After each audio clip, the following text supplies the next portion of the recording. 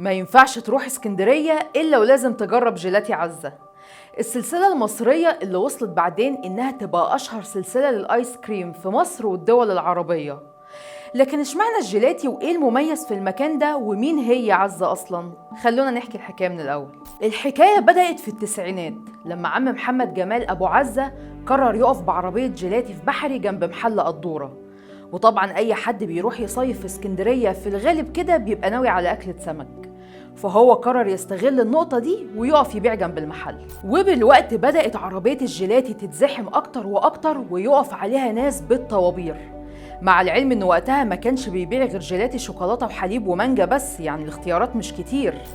ده غير بقى إن منظر الزحمة كان يشجع أي حد وخصوصا الناس اللي جاية تصيف إنهم يروحوا يشوفوا الناس دي ملمومة على إيه، فمن باب الفضول كانوا يروحوا يجربوا. طب اشمعنى الجيلاتي ليه مش آيس كريم؟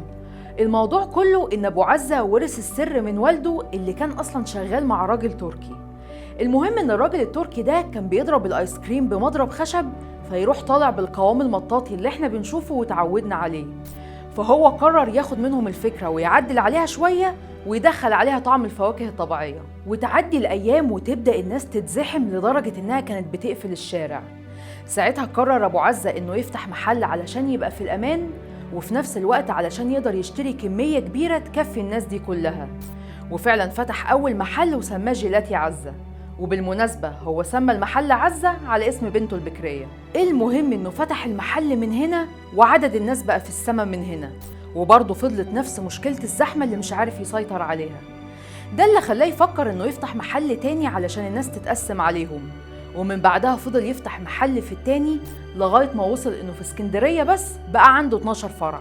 لكن يشاء القدر وأبو عزة بيتوفى وتروح التركة كلها لابنه طارق، اللي قرر إنه عايز يتحدى نفسه ويدخل منتجات وأطعمة جديدة للمحل، لدرجة إن مرة واحد اتحداه إنه يعمل جيلاتي بالجرجير.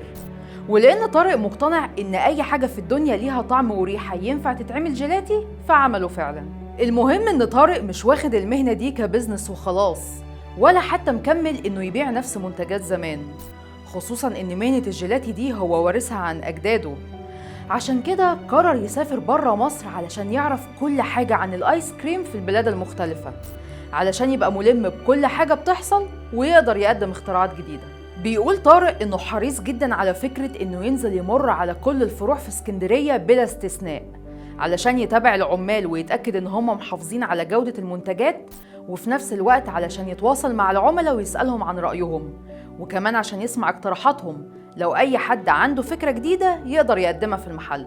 وفعلا قدر طارق يحافظ على الورث اللي سابهوله أجداده ويثبت على النجاح وسمعة المكان، لدرجة إنك لو جيت سألت أي حد من أهالي اسكندرية إشمعنى جيلاتي عزة هتلاقيه دايما بيقولك أصل المكان ده 10 سنين، ده غير إن هم محافظين على جودة المنتجات وعمرهم ما خيبوا ظننا. جيلاتي عزة يبقى علامة أساسية من علامات اسكندرية، لكن الأهم والأحلى من ده إن جيلاتي عزة يبقى براند مصري 100% واللي لسه محافظ على نجاحه، ودي حاجة مش كتير عرفوا يعملوها.